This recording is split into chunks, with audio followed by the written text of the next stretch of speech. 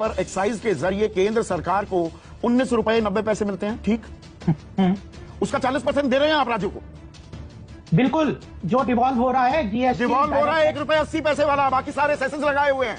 1 रुपए 80 पैसे का 40 पैसे देते हैं आप, 19 रुपए 90 पैसे का नहीं। गोपाल बाबू गलत बयानी मत कीजिए, ये भारत की बात हो रही है कि पेट्रोल डीजल के दाम नहीं बढ़ाए गए। अच्छा ये बताइए, पिछले साल 5 राज्यों में चुनाव थे, उससे 64 दिन पहले तेल की कीमतें 10 की 10 कर दी गई। 64 दिन एक नया पैसा तेल की कीमत नहीं बढ़ी। बाजार सोने चला जाता है क्या चुनाव से पहले? आंकड़ों के साथ आप खिलवाड़ कर रहे हैं विशुद्ध गोपाल बाबू। बिल्कुल भी नहीं, मैं आप रोका हूं ना, अब सुनिए, अब मेरी भी बात सुनिए और उस पर ताली बजवाएंगे। और 81 करोड़ 35 लाख लोगों को 5 किलो अनाज मुफ्त दे रहे हैं। मैं जानबूझकर मैं कई बार नो बॉल भी करता हूं। 7 महीने में 40% कीमतें गिर चुकी हैं और 4 पैसे भी कम नहीं हुए आम आदमी के लिए। गोपाल बाबू ये कौन सा अर्थशास्त्र है, ये कौन सा बाजार है? You are a good question. विश्व बाजार में बढ़ती हुई कीमत पेट्रोल और डीजल की, क्रूड ऑयल की ने, ये सारी हमारी ओएमसी जो ऑयल मैन्युफैक्चरिंग कंपनीज हैं, ऑयल मार्केटिंग कंपनीज हैं, इनको बहुत जबरदस्त घाटा हुआ था, क्योंकि इन्होंने बढ़ते हुए दाम पे भी जनता के हित में, कोविड और उसके बाद इकोनॉमी के हित में दाम नहीं बढ़ाए थे। तो टोटल जो एक्यूमुलेटेड लॉस है पिछले साल का, मार्च 2022 का, वो 21,000 करोड़ है। और उन्होंने कहा था कि अब जब ये भरपाई हो जाएगी तब मुझे एक्सपेक्टेड है कि यह तेल कंपनियां अपना दाम घटा देंगी जनता के लिए। कहना क्या चाह रहे हैं भाई आप? तो सबसे पहली बात तो हमें जनता के साथ सामने कोई चीज छुपानी नहीं चाहिए, स्पष्ट रूप से रखनी चाहिए। बिल्कुल स्पष्ट रूप से रखनी चाहिए। एक मिनट पूरा सुन लीजिए। नहीं, 1 मिनट। 1500 करोड़ का जो आप प्रॉफिट बता रहे हैं, किस कंपनी का कब है? दिसंबर में तो बीपीसीएल का लॉस था 204 करोड़ का, दिसंबर के माह में, क्वार्टर में भी। मार्च 22 के बाद तीनों क्वार्टर में जो है आईसीआईसीआई सिक्योरिटीज की ये रिपोर्ट है।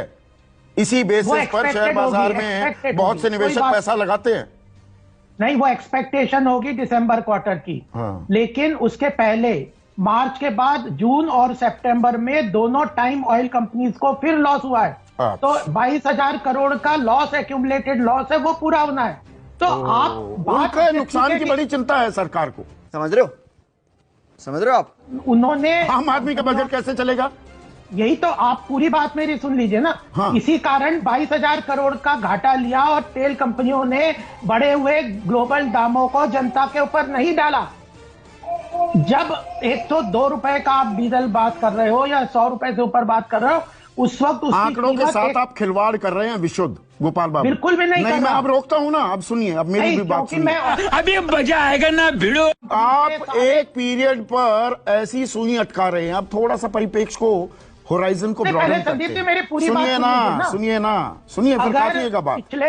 पिछले बार 36 रुपए पर लीटर का डीजल पे नुकसान हो रहा था ऑयल कंपनीज को बेचने में, और लगभग 10 से 15 रुपए पर लीटर का पेट्रोल पे घाटा हो रहा था। यह घाटा कंपनियों ने अपने ऊपर झेला। और जो मलाई काटी, जो छप्पर फाड़ बम्पर प्रॉफिट कमाया, उसके आंकड़े आप बताने नहीं देंगे। समझ रहे ना आप? आपकी इजाजत है? बताऊं वो आंकड़े? अरे मैं मई 2020 में, अब सुनिए ना, अंतर्राष्ट्रीय बाजार में कच्चे तेल की कीमतें कहां तक आ गई थी? $20 प्रति बैरल। और आपको पता है कि मैं सही आंकड़ा बता रहा हूं। उस वक्त कंजम्पशन एक मिनट कंजम्पशन को छोड़िए ना, 1 मिनट। क्या बात है? दाम क्या थे? 69 रुपए 59 पैसे, दिल्ली की बात बता रहा हूं, पेट्रोल की। हाँ। और 62 रुपए 29 पैसे। और जब ये दाम फरवरी 2021 में $65 आ गए, दाम कर दिया आपने 90 रुपए 93 पैसे और 81 रुपए 32 पैसे। जोर जोर से बोल के लोगों को स्कीमें बता दे। आज की तारीख में $70 पर है, दाम वही क्यों है? पहली बात यह है कि अभी 21,000 करोड़ का जो घाटा है, हमें ऑयल कंपनियों को चलाना है कि इनको पुराने, ये जो एयर इंडिया, आपको ऑयल कंपनियों को चलाना है अपना खजाना? दो चीजें हैं, उनको मिक्स मत कीजिए। एक तरफ आपने 16 बार एक्साइज ड्यूटी बढ़ाई, 3.5 रुपए डीजल वाली हो गई 31 रुपए 83 पैसे, 9.5 रुपए वाली पेट्रोल की एक्साइज हो गई 32 रुपए 90 पैसे। जनता को आप मूर्ख समझना बंद कर दीजिए। तो एक्साइज और जो स्टेट गवर्नमेंट को हमने कई बार कहा कि आप स्टेट गवर्नमेंट जो है वो अपना एड वैलोरम एक्साइज लेते हैं वो कम करें, उन्होंने नहीं करा। अगर एक्साइज कम होगी तो एड वैलोरम टैक्स का मतलब ही होता है वो अपने आप कम हो जाएगा। मुझसे बेहतर अर्थशास्त्र आप जानते हैं। हाँ, तो इसीलिए तो मैं कह रहा हूं कि देखिए ऑयल कंपनी के अर्थशास्त्र को आप इस तरह एक तरीके से मत घुमाइए, क्योंकि घुमा ये आप जो रहे हैं, ये हुई ना बात। घुमा अरे ये सरकार और नवरत्न तेल कंपनियां कंपनियां आ हैं, रही हैं। संदीप जी। एक तरफ तेल की नवरत्न- कीमतें कम हो जाती हैं तो आप कम नहीं होने देते क्योंकि एक्साइज बढ़ा देते हैं। दूसरी नहीं, तरफ ये कम देश होती है, की- आपने एक्साइज कम कर रखी है तो कंपनियों को दाम बरकरार रखने की खुली छूट दे देते हैं। ये कौन सा नहीं। बाजार है? यही तो समझना चाह रहा हूं मैं। अभी जवाब दो। ये नवरत्न कंपनियां हैं, देश के एसेट्स हैं, पीएसयूज हैं, इनको बर्बाद मत करिए। बर्बाद कौन कर रहा है? 26 लाख करोड़ तो आपने कमाए सरकार ने कंपनियों को, एक्साइज बढ़ाकर। ये आम आदमी का ही पैसा है, हमें कब राहत मिलेगी? सरकार को और कंपनियों को आर्थिक जो निर्णय है वो अर्थशास्त्र को समझ के, देश की जनता की आवश्यकता को समझ के लेने दीजिए। तभी अगर इस तरह से- पेट्रोलियम मंत्री कह रहे हैं अनुरोध करता हूं जी कम कर दीजिए। अब तो आप हाँ, पैसा तो कमाने लगे। और उन्होंने कहा है घाटा पूरा हो जाएगा तो फिर कम करेंगे, जरूर अच्छा, करेंगे। बाजार, और वैसे ये भी कह दिया बाजार तय करता है। अच्छा ये बताइए, पिछले साल 5 राज्यों में चुनाव थे, उससे 64 दिन पहले तेल की कीमतें जस की तस कर दी गई। 64 दिन एक नया पैसा तेल की कीमत नहीं बढ़ी। बाजार सोने चला जाता है क्या चुनाव से पहले? चूतिया बनाया तुमको। तो आप पहले तो तय कर लीजिए कि तेल की कीमत बढ़ानी चाहिए या घटानी चाहिए। नहीं, ये बढ़ाता और घटाता कौन है, मैं ये जानना चाह रहा हूं। बहुत सही सवाल आपने काउंटर क्वेश्चन किया। अब मेरे सवाल, ये तय कौन करता है? सरकार ही कर रही है ना तय। नहीं नहीं, सुनो, फिर सुन लो ना। मैं तो ऑयल कंपनी की वर्किंग को जानता हूँ। ओह। सरकार नहीं, कंपनियां करती है, लेकिन सरकार उनसे रिक्वेस्ट करती है, जैसे हरदीप पुरी जी ने अभी रिक्वेस्ट किया। कोई बात नहीं, हम तो चूतिए हैं। चुनाव पिछली से बार पहले भी सरकार कहती है ने- कि अब 2 महीने भैया बढ़ाना मत, नहीं पिछली बार भी तो नुकसान हो सरकार के जाएगा वोट का। तो सरकार के प्रधानमंत्री के रिक्वेस्ट के, जो ऑयल मंत्री के रिक्वेस्ट पे ही तो नहीं बढ़ाए थे ऑयल कंपनियों ने देश के हित में। ये ऐसा बाजार भारत में ही चलता है। हाँ बिल्कुल, भारत में हम जन कल्याणकारी योजनाओं के अंतर्गत देश की अर्थव्यवस्था को देश की आवश्यकताओं के अनुसार बदलते और चलाते हैं। ये झूठ है, झूठ है, झूठ है। तभी आज देश में भारत की अर्थव्यवस्था विश्व में सबसे तेज गति आम से आदमी की जेब से चलने वाली पैसा है। निकलता रहेगा। मुझे एक चीज बिल्कुल बताइए, नहीं। ईमानदारी से उनके जेब बताइएगा, से और पैसा 2014 से डालने पहले के वो परिदृश्य याद कीजिएगा गोपाल बाबू। अगर ये किसी और की सरकार होती और 116 से 118 डॉलर प्रति बैरल कच्चे तेल की कीमतें वहां से घटकर $70 प्रति बैरल चली गई होती 7 महीने में, और एक नया पैसा तेल की कीमतों में कमी ना आती, आप बवाल काट देते। ईमानदारी से बताना, नहीं काटते क्या? अब्बा नहीं मानेंगे। पिछले साल जब देश की अर्थव्यवस्था की आवश्यकता थी एनर्जी की, उस वक्त डीजल पे 36 रुपए तक पर लीटर का घाटा उठाते हुए डीजल के दाम नहीं बढ़ाए, 15 रुपए तक पेट्रोल का पर लीटर का घाटा अपने ऊपर लेते हुए भारत की बात कर रहे हैं ना? नहीं बढ़ाए। इसके कारण ये देश भारत की बात हो रही है अर्थव्यवस्था मजबूत हुई कि है। पेट्रोल आप डीजल उनके के दाम नहीं बढ़ाए गए। हिपोक्रेसी की भी सीमा होती है। अरे भाई, अरे ऑयल कंपनी के कंट्रीब्यूशन को इस तरह पॉलिटिकल डिबेट में मत कर दीजिए। एक मिनट सुनिए ना, मई 2018 में 74 रुपए 63 पैसे पेट्रोल के दाम थे, डीजल के थे 65 रुपए 93 पैसे। ये 120 और 110 रुपए किसके राज में गए?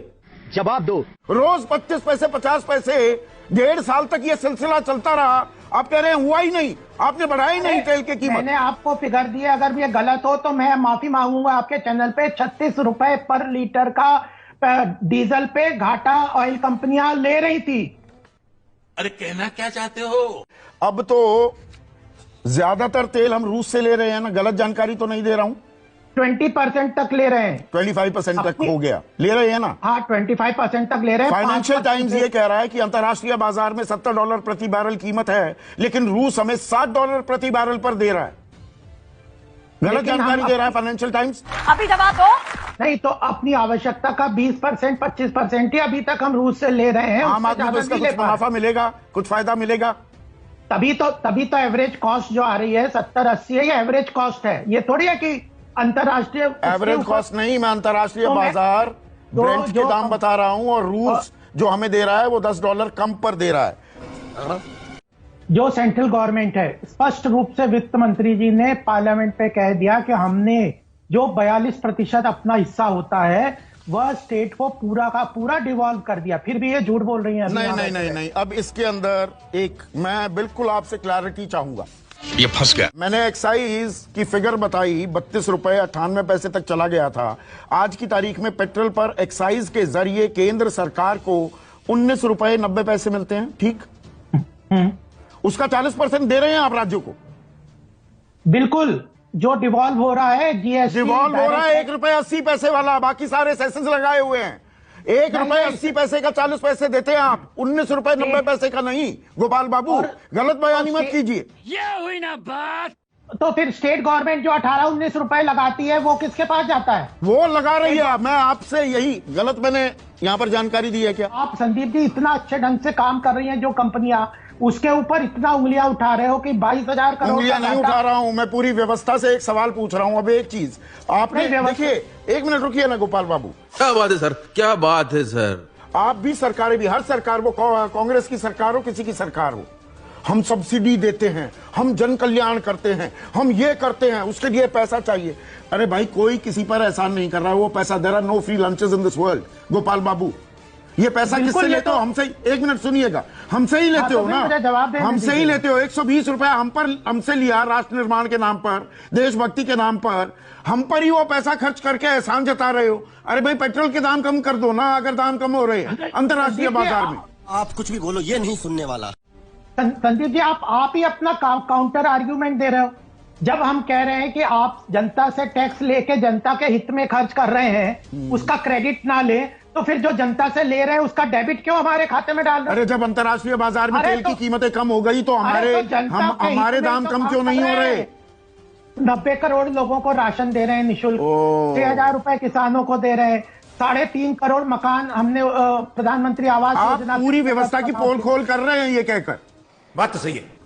हम कह रहे हैं कि मतलब कुछ मुफ्त में नहीं दे रहे, ये 90 करोड़ को 5 किलो अनाज भी दे रहे हैं, तो टैक्सेस के जरिए सारा पैसा वसूल रहे हैं। खुद मान रहे हैं आप ये बात। अरे तो इसमें मान रहे हैं क्या बात है? इसमें हम कह रहे हैं कि सरकार का काम होता है कि खर्चे जो और उस पर ताली बजवाएंगे। अरे 81 करोड़ 35 लाख लोगों को 5 किलो अनाज मुफ्त दे रहे हैं, तो मतलब तेल की कीमतें कम नहीं होंगी। तो अब हम 99 पैसा भी जनता की जेब में डालते हैं, तो इसके लिए हम क्रेडिट ले रहे हैं। अरे उसमें से निकालते कितना है? तेल की कीमतें कम होंगी क्या? तेल की कीमतें बिल्कुल कम होंगी। और चुनाव आ रहे हैं इसीलिए। इस सज्जन को क्या तकलीफ है भाई? पिछले 7 महीनों में कोई चुनाव नहीं था। ये कोई चुनाव कैसे नहीं था? कितने चुनाव थे? गुजरात का चुनाव हम जीते हैं, हिमाचल, गुजरात में तो ये कंपनियां हैं। मैं जानबूझकर, मैं कई बार चुनाव नो बॉल भी करता हूं। चुनाव आ रहे हैं, इससे क्या मतलब? पिछले साल भी थे, हर साल थे। उत्तर प्रदेश के चुनाव थे 22 में, इतने बड़े चुनाव थे। नहीं, उस टाइम तो दाम घटाए नहीं ना, दाम बढ़ाए भी नहीं पर घटे भी नहीं। समझ रहे हो आप? तो फिर तो बिल्कुल ये हम अर्थव्यवस्था को ध्यान में रखते हैं। ये अर्थव्यवस्था को ध्यान में रखा जाए। मैं आ रहा हूं शरद आपके पास। अब छोड़िए ना गोपाल बाबू, सबसे ज्यादा तो वक्त आपको दे दिया, आप तब भी बोले जा रहे हैं। अब ऐसे थोड़ा